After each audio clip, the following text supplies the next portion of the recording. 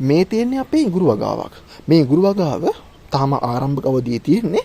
මේක හොඳට අධ්‍යයනය කරන් යද්දි මට තේරුණා සමහර තැන්වල කොළවල පොඩි ප්‍රශ්නයක් තියෙනවා කියලා. බලන්න මේ සමහර තැන්වල කොළ සම්පූර්ණයෙන්ම කාලා. ඒතර අපි දන්න ශාක පත්‍ර ප්‍රමාණය අඩු වෙන ගහේ වර්ධනය අඩු වෙනවා.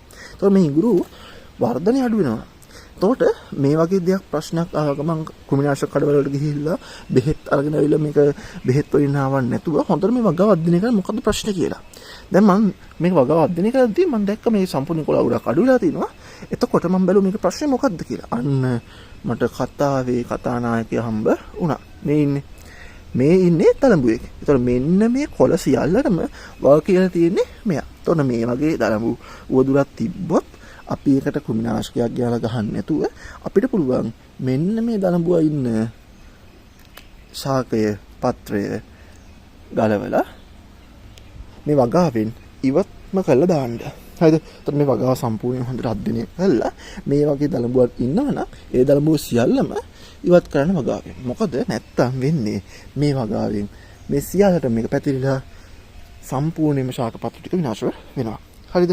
එහෙම වුණොත් අපේ වගාව බාල වෙලා අපිට ලොකු වස්තුවකට යන්න බැරි වෙනවා. එහෙනම් මේ වගේ ප්‍රශ්නයක් ආව ගමන් කුමිනාශක කඩවලට ගිහිල්ලා බෙහෙත් හොයන්න එන්නේ නැතුව අපිට පුළුවන් ලේසියෙන්ම මේ විදියට මේ සතාව පාලනය කරලා දාන්න.